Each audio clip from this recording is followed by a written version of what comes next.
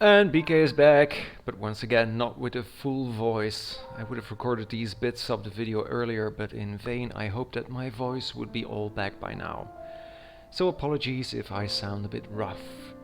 This is an update on a video that I made almost a year ago about combining enchantments in the most efficient way and for the lowest XP cost possible. I've been meaning to make this video for months now, but things kept coming in between. To give you an idea about the timescale, the first time all of the data was ready for it was in October 2020. There were 3 reasons to make an update. 1. A small error had found a way into schematics with Frostwalker from the original video and I wanted to rectify that. 2. It was surprising to me to see how many questions came from the Bedrock community, about Redstone in general actually, so I wanted to include recipes for Bedrock as well. And thirdly, shortly after I published the original video, the Minecraft Wiki changed the page on the very subject of anvil mechanics. Whoever made the changes, however, included a big mistake. As an example for how one can combine enchantments in a most efficient way, they showed this schedule.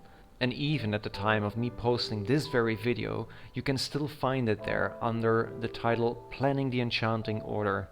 Ironically, it literally says, it is also possible to minimize the cost of combining by carefully pairing up the items for combination. This recipe here isn't the lowest in cost at all. By using the BK method, you can combine the exact same enchantments on the boots for only 66 levels instead of the proposed minimum of 68 on the wiki. With only 1 item and 7 enchantments, summing up to a power of 2, this should have been an easy exercise, but the mistake that was made confirms exactly what I said in my original video about there not being a simple rule that should be followed in order to obtain the cheapest recipe possible.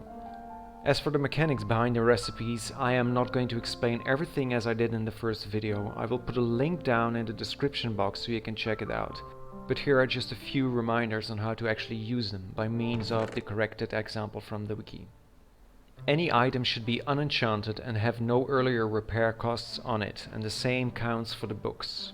If not, combining the items will be more expensive and a different recipe should be applied.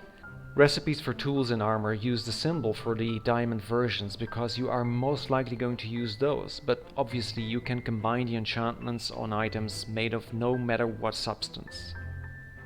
In recipes for swords, sharpness can be interchanged with smite or bane of arthropods of the same level. The same counts for protection of any piece of armor, which in the recipe can be interchanged with projectile protection or fire protection. But if the recipe specifically says blast protection, then it is only blast protection. Every time you are asked to combine 2 items, the top one needs to go in the left slot of the anvil and the bottom one on the right. The cost for that combination is marked to the right of the horizontal line in between of both items. In case you need to level up while using a recipe, watch the original video to get tips on how to choose which combination you should do first to use your precious XP with the maximum efficiency. In my case, I have the full 66 levels, so I won't need to worry about the order in which I should choose any available combination at any time during the process.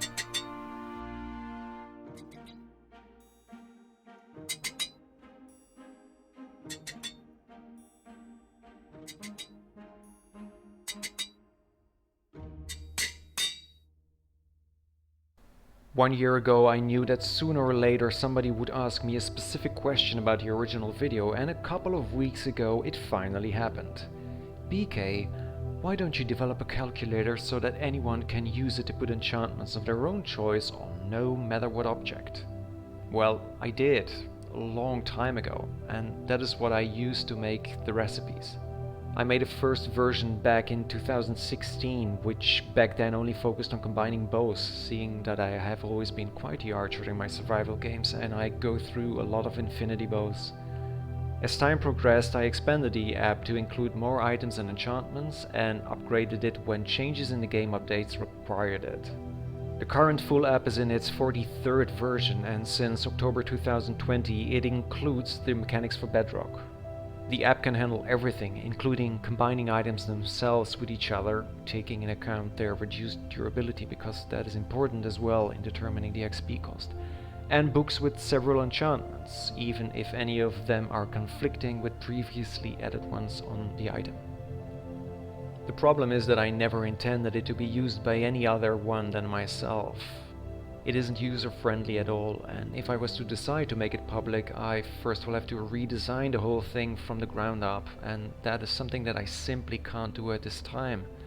That is also why the recipes I am giving in this video and the one from last year are basic ones. They only use unenchanted items and books with just one enchantment on them. It is a compromise. I made sure I included a large variety of recipes, resulting in objects with combinations of enchantments that you likely would want while playing. I still believe that trading with villagers in a balanced trading hall is the best way of getting XP and also to get items and enchanted books easily, not to forget that some books can only be obtained in this way. Following this reasoning, it makes it much more likely that you will be using the basic recipes rather than any special ones. Currently it simply is not a priority for me to make a public app, but if demand for it increases, it definitely is an option. With my first video and this one again, I just want to give this, in my opinion, useful information to whomever wants to receive it. I was surprised to see that apparently on this subject absolutely nobody has done anything like this before, and I think I am allowed to be just a bit proud of what I did.